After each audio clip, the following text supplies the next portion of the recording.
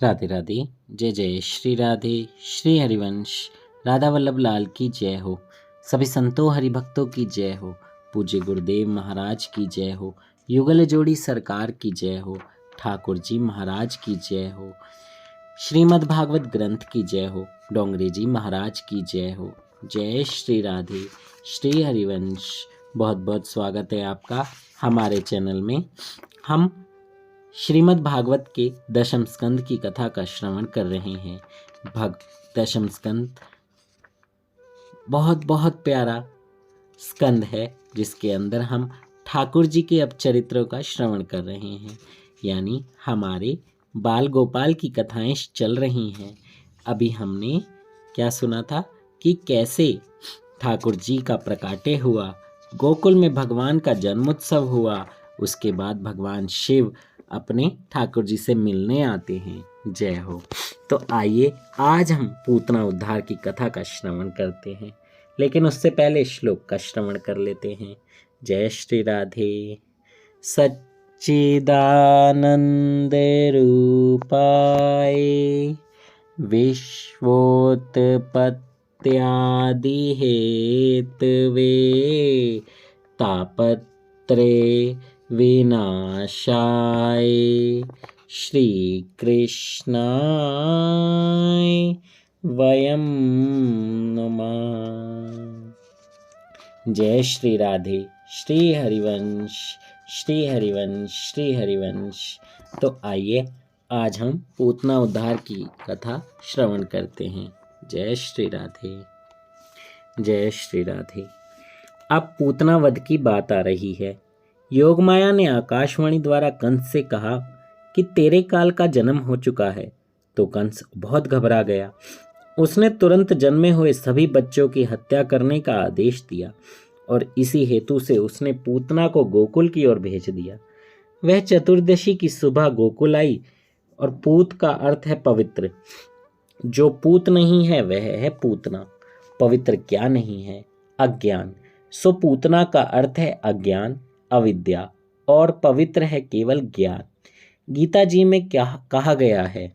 न ही ज्ञानेन सदृशम पवित्रमिहि विद्यते। इस संसार में ज्ञान के सिवाय पवित्र करता और कुछ नहीं है। ज्ञान सा पवित्र कुछ भी नहीं है। ज्ञान धनार्जन का साधन नहीं है। आत्मस्वरूप का ज्ञान ही ज्ञान है। ज्ञान पवित्र और अज्ञान अपवित्र है। अज्ञान से वासना का जन्म होता है। पूतना वासना का ही स्वरूप है। पूतना चतुर्दशी के दिन क्यों आई? क्योंकि उसने 14 ठिकानों पर वास किया था। अविद्या वासना 14 स्थानों में बसती है। 5 ज्ञान इंद्रियां, 5 कर्म इंद्रियां, मन, बुद्धि, चित्त और अहंकार, ये 14 स्थान हैं वासना अविद्या पूतना के बसने के। इसी कारण से वह चतुर्दशी के दिन आई। रामायण में भी हमने देखा है कि कैकेयी ने राम जी के लिए 14 वर्ष के वनवास की मांग की थी। इसका भी यही कारण है कि उन 14 स्थानों में बसे हुए रावण को मारने के लिए 14 वर्ष तक की तपश्चर्या की आवश्यकता है। नीति और धर्म के मना करने पर भी यदि आंखें पर स्त्री के पीछे भागें तो मान लो कि आपकी आंखों में पूतना आ बसी है। स्त्री को स्त्री रूप में नहीं ब्रह्म रूप में देखो। आंखों में से होता हुआ पाप मन में दाखिल हो जाता है। आंखों में पूतना होगी तो काम मन में भी बसेगा। जगत के किसी भी व्यक्ति को भगवत भाव से देखने में कोई बुराई नहीं है, बल्कि अच्छाई ही है।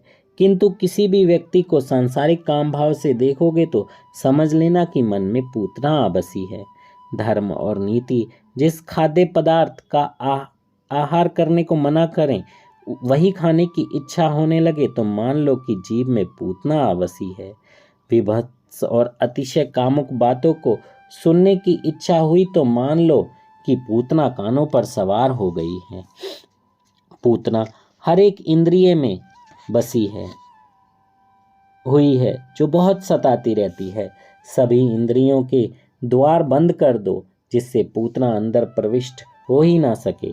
पूतना सज धज कर सुंदरी का रूप लेकर गोकुल आई। 3 वर्ष की आयु तक बालक शिशु कहा जाता है। इस शिशु को मारने के लिए पूतना आई है।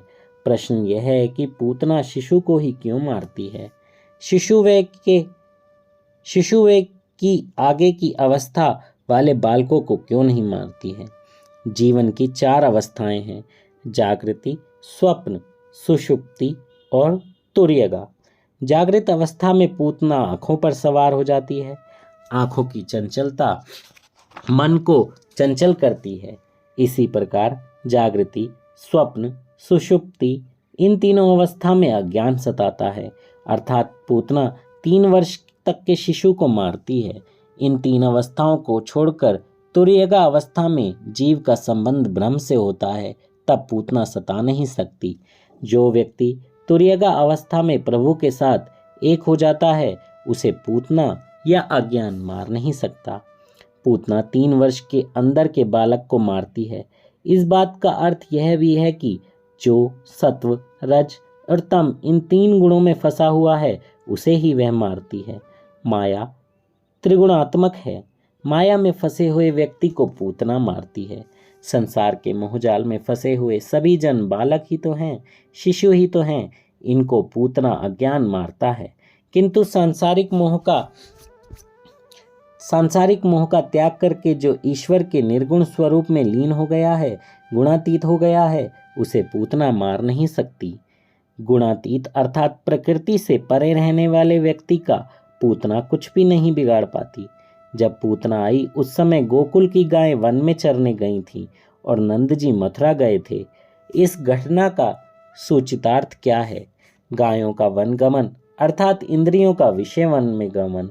इंद्रियां इस विषय वन में घूम रही होंगी तो पूतना वासना मन में आ धमकेगा, अज्ञान मन पर सवार हो जाएगा। जब इंद्रियां विषयों में खो जाती हैं, बहिर्मुख हो जाती हैं, तब वासना आ जाती है। इंद्रियों को प्रभु सेवा की ओर मोड़कर निरुद्ध करोगे तो पूतना वासना सता नहीं पाएगी। नंद अर्थात जीव जब हृदय गोकुल को छोड़कर मथुरा अर्थात देह सुख देह दृष्टि में खो जाए, तब हृदय में गोकुल पूतना अज्ञान बस जाते हैं। नंद अर्थात जीव श्री कृष्ण को छोड़कर मथुरा जाए अर्थात देह सुख में फंसा हुआ हो, तभी वासना आधमकती है। नंद अपने आवास में नहीं होता है, तभी पूतना आती है। पवित्र शरीर में पुण्यशाली हृदय ही गोकुल है। नंद जीवात्मा है।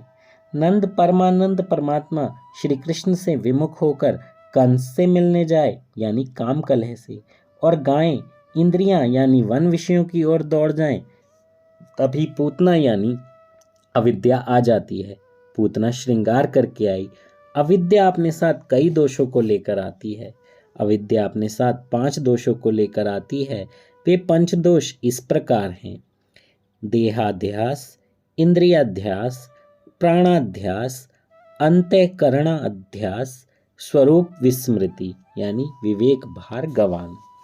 पूतना का स्वरूप देखकर यशोदा जी आदि धोखे में आ गईं। पूतना की वेणी देखकर देहाध्यास हुआ, रूप देखकर इंद्रियाध्यास हुआ, अतः स्वरूप की विस्मृति हो गई। फलतः उसको किसी ने नहीं रोका। वह सीधी नंद बाबा के घर में घुस गई। पूतना को देखते ही कन्हैया ने आंखें मूंद ली। पूतना ने उसको अपनी गोद में ले लिया। पूतना ऊपर ऊपर से तो बड़ा अच्छा व्यवहार कर रही थी, किंतु उसके हृदय में कुटिलता का विष भरा हुआ था। पूतना ने अपने स्तनों पर भी विष लगाया था। संसार सुख का उपभोग करने वाले मनुष्य भी अपनी आत्मा पर वासना का विष लगा लेता है। पूतना ने लाला को गोद में बिठलाकर उसके मुंह में अपने विष से सना हुआ स्तन दे दिया। कन्हैया ने तो दूध पीना शुरू कर दिया, और उसने इस प्रकार से दूध पीना शुरू किया कि पूतना वेदना दर्द से भारी कर्दन करने लगी। किंतु कन्हैया तो दूध पीता ही रहा और पूतना धीरे धीरे निष्प्राण हो गई। सौंदर्य को देखकर मनुष्य मात्र मुग्ध हो जाता है और देहभान भूल जाता है। सभी ब्रिजवासी भी पूतना के बनाव श्रृंगार पर मोहित हो गए थे और उसको किसी ने नहीं रोका। श्रीमद् शंकराचार्य ने शतश्लोकी में कहा है कि लोग त्वचा की, रंग रूप की तो बड़ी मीमांसा करते हैं, किंतु आत्मा की मीमांसा तो करते ही नहीं हैं। जो व्यक्ति चमड़ी का चिंतन करता रहता है, वह अगले जन्म में चमार बनता है। सो शरीर के श्रृंगार में समय मत गमाओ। जिसका शरीर तो सुंदर है, किंतु हृदय विष से भरा हुआ है, वही पूतना है। पूतना बाहर से तो बड़ी सुंदर थी, किंतु उसका मन बहुत मैला था। जिसके वस्त्र तो सुंदर हैं, किंतु मन अस्वच्छ है, वही पूतना है। जिसकी आकृति तो अच्छी है, किंतु कृति बुरी है, वही पूतना है। चारित्र्य की जांच पड़ताल किए बिना किसी का पानी तक नहीं पिया जाए, चाहे बर्तन प्याले चमचमाते क्यों ना हो, किंतु उसका मन मैला हो सकता है। बड़े बड़े तपस्वी भी सौंदर्य के मोहजाल में फंस चुके हैं। आमना सामना हो जाने पर प्रशंसा करें, किंतु उसकी अनुपस्थिति में निंदा करे, वह भी पूतना है। जो भी अच्छा बुरा कहना है, वह उसके सामने ही कह देना चाहिए। जीव का स्वभाव उस पूतना जैसा ही है। अपनी आत्मा पर अज्ञान अविद्या का आवरण लगाकर यह विषयानंद में डूब जाता है। किसी के बाह्य रूप रंग बनाव श्रृंगार से मोहित होना नहीं चाहिए। जो बाहर से सुंदर हो, वह अंदर से भी सुंदर ही होगा, ऐसा मान लेना मूर्खता है। पूतना दुष्ट थी, फिर भी ब्रजवासी उसके रूप रंग के कारण धोखा खा गए थे। वासना उभर आने पर जीव अपना स्वरूप भूल जाता है। पूतना अज्ञान के कारण ही स्वरूप विस्मृति हो जाती है। पूतना को देखकर ब्रजवासियों को इंद्रियाध्यास हुआ और स्वरूप की विस्मृति भी हुई। वासना पूतना का विनाश होने पर ही कृष्ण मिलन हो पाता है। सो मानो श्री कृष्ण वासना रूप पूतना को मारकर शकुन करते हैं। मनुष्य वासना का दास है, अतः उसका पतन होता है। वासना रूपी पूतना से कभी आंखें ना मिलाना। आंखों को ईश्वर से ही लगाए रहेंगे तो वासना तुम्हारे हृदय में कभी नहीं आ पाएगी। पूतना को किसी ने नहीं रोका तो वह अंदर आ गई। जब वह अंदर आई तो कन्हैया ने आंखें मूंद ली। साधारणतः पूतना आंखों के द्वारा ही मन में घुस जाती है और फिर निकलने का नाम नहीं लेती। आंखें बिगड़ी नहीं कि मन भी बिगड़ जाएगा। सो आंखों को हमेशा बचाए रखना। दर्शन में तभी आनंद मिलता है कि जब भगवान दृष्टि देते हैं, अर्थात आंख मिलाते हैं। पूतना मलिन हृदय लेकर कन्हैया के पास गई तो भगवान ने आंखें मिलाई ही नहीं, मूंद ली। भगवान हमें यह दिखाना चाहते हैं कि पापी से वे आंखें नहीं मिलाते, उसके सामने देखते तक नहीं है। भगवान वस्त्र या बनाव श्रृंगार नहीं देखते, मन देखते हैं। बाहर से सजीले किंतु मन के मैले व्यक्ति से वे आंखें नहीं मिलाते हैं। भगवान से तो हमें यही प्रार्थना करनी है कि हे नाथ, हम आपकी शरण में आए हैं, मुझ पापी को भवसागर से पार करा दीजिए। मौसम कौन कुटिल खल कामी, जिन तनु दियो ताही बिसरायो ऐसो नमक हरामी। और सूर कहे शाम सुनो शरण है तिहारे, अब की बार पार करो नंद के दुलारे। किंतु जीव बड़ा अभिमानी है, वह ऐसी प्रार्थना करता ही नहीं है। जीव है तो खाली हाथों वाला, फिर भी वह अकड़ कर ही चलता है। नहीं विद्या बल वचन चातुरी, ईश्वर की कृपा के बिना मनुष्य के पास आ ही क्या सकता है। जीव भगवान की शरण ले ले तो उसके सभी पाप दूर हो सकते हैं, क्योंकि भगवान ने ही तो वचन दिया है। सन्मुख होए जीव मोहि जबहि, जन्म कोटि अग नाश हूँ तबहि। गीता में भी कहा गया है, न मे भक्तः प्रणश्यति, जो मेरा हुआ है उसका कभी कोई विनाश नहीं कर सकता। शुद्ध प्रेम में तो औरों को सुखी करने की ही भावना होती है। तैत्तिरीय उपनिषद में 4 सूत्र हैं, मातृ देवो भव, पितृ देवो भव, आचार्य देवो भव, अतिथि देवो भव। एक महात्मा ने उन सूत्रों में एक सूत्र और भी जोड़ दिया है, वो है परस्पर देवो भव। काल नहीं, कलेजा बिगड़ गया है, जिसके कारण कलयुग आया हुआ है। मनुष्य एक दूसरे को देवरूप मानने लगे तो कलयुग सतयुग बन सकता है। पूतना को देखते ही कन्हैया ने आंखें क्यों मूंद ली? महात्माओं ने बहुत कारण बताए हैं। पहला, पूतना नारी थी, नारी अवध्य मानी गई है। पूतना को देखकर भगवान सोचते हैं कि इसे मारना तो पड़ेगा ही। स्त्री की हत्या करते हुए उन्हें संकोच हो रहा था, सो उन्होंने आंखें मूंद ली। सामने कोई पुरुष हो और वीरता दिखानी हो तो बात ही क्या है, किंतु किसी स्त्री को मारने में कैसी वीरता। दूसरा, तो एक महात्मा को कारण जचता नहीं है। वे कहते हैं पूतना नारी तो थी, किंतु वह राक्षसी थी। उसने कई बच्चों की हत्या की थी और यहाँ भी कन्हैया की हत्या हेतु ही आई थी। भगवान के आंखें मूंदने का कारण कुछ और ही है। उनकी आंखों में वैराग्य है। उन्होंने सोचा यदि वे पूतना से आंखें मिलाएंगे तो उसको ज्ञान प्राप्त हो जाएगा। वह जान जाएगी कि यह तो ईश्वर है। मेरे ईश्वर तत्व का उसे ज्ञान हो जाने पर मैं जो लीला करना चाहता हूँ वह कर नहीं पाऊंगा।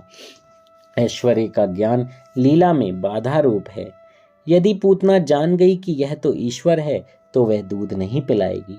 कृपा करते हुए भगवान यदि किसी से आंखें मिला दें तो उसे ज्ञान प्राप्त हो जाता है। खुदा नजर दे तो सब सूरत खुदा की है। जय हो। भगवान ने अर्जुन से कहा, अर्जुन मैं जिस पर कृपा करता हूँ उसे मेरे स्वरूप का ज्ञान हो जाता है। यदि मैं पूतना पर दृष्टि करूंगा तो उसे ज्ञान हो जाएगा। यह कोई सामान्य बालक नहीं, काल के भी काल हैं। ऐसा ज्ञान हो जाने पर मैं लीला नहीं कर पाऊंगा। यह मुझे सामान्य बालक ही मानकर मारने आई है, सो उसे अपने वास्तविक स्वरूप का ज्ञान कराना ठीक नहीं है। इस तरह पूतना को अज्ञानी रहने देने के लिए भी भगवान ने आंखें बंद कर ली। तीसरा, एक महात्मा कहते हैं कि यह कारण भी ठीक नहीं है। दृष्टि मिलन होते ही पूतना को ज्ञान हो जाने वाली बात भी ठीक नहीं है। दुर्योधन को ज्ञान हो पाया था क्या? पूतना विष लेकर आई तो लाला आंखें मूंदकर सोचने लगे कि इसे गोलोक में भेजा जाए या वैकुंठ में। उसके बाद चौथा, तो एक महात्मा दूसरा कारण बताते हैं। वे अपने किसी न किसी पुण्य के बिना कोई भी जीव ईश्वर के समीप नहीं जा सकता। भगवान आंखें मूंदकर यह देखने लगे कि इस पूतना ने इस किसी भी जन्म में कोई पुण्य किया भी है या नहीं। जिसके साथ बहुत प्रेम किया जाए यह संभव है कि किसी छोटे से कारण से वैर मोल ले ले। उसके बाद एक महात्मा बताते हैं कि कन्हैया सोच रहा था कि उसने तो माना था कि गोकुल के लोग उसे माखन मिश्री खिलाएंगे, किंतु यहाँ तो लोग माखन मिश्री खिलाने के बदले विष पिलाना चाहते हैं, तो डर के मारे आंखें बंद कर ली। अब एक और महात्मा पूछते हैं, परमात्मा भी कभी डर सकते हैं क्या? कन्हैया ने सोचा कि विष पीने की आदत तो शिव जी की है, मुझे तो विष पसंद ही नहीं है। सो उन्होंने आंखें बंद करके भगवान शंकर से प्रार्थना की कि आप विष पीने को पधारें, मैं तो दूध ही पीऊंगा। भगवान शिव का ध्यान धरने के हेतु ही कन्हैया ने आंखें मूंद ली थी। कन्हैया आंखें बंद करके शिव जी को याद करके विष पीने के लिए बुला रहे हैं, शिव तत्व का आवाहन कर रहे हैं।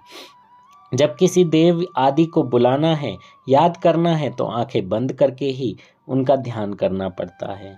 जय हो। जय श्री राधे। श्री हरिवंश। इससे आगे की कथा हम कल श्रवण करेंगे। बहुत सारे महात्माओं ने भी और भी बहुत सारी उपाधियां दी हैं और ये पूतनावध जो है वो हम कल कंप्लीट करेंगे, बहुत बड़ा है। इसके बाद हम शकट भजनन की कथा का श्रवण करेंगे। जय हो। जय श्री राधे। बहुत प्यारे प्यारे चरित्र आने वाले हैं। उसके बाद तृणावर्त उद्धार की कथा का भी श्रवण होगा। बहुत आनंद आएगा, आप ध्यान से सुनिएगा। मुझसे कहने में कोई त्रुटि हो जाए तो मुझे क्षमा कर दीजिएगा। मेरी वाणी में वो सामर्थ्य तो नहीं है, पर ठाकुर जी की कृपा से हम इसका श्रवण कर पा रहे हैं। तो लाडली लाल के चरणों में दंडवत प्रणाम करते हुए, उनसे माफ़ी मांगते हुए हम उनसे प्रार्थना करेंगे कि हम नाम जप करते रहें और उनकी सेवा में लगे रहें। जय श्री राधे। श्री हरिवंश। राधा वल्लभ लाल की जय हो। सभी संतों हरिभक्तों की जय हो। राधा राधा नाम जप करते हुए, प्रभु को रिझाते हुए ज़्यादा से ज़्यादा संख्या में इस कथा को श्रवण कीजिए और आगे शेयर भी कीजिए। जय श्री राधे।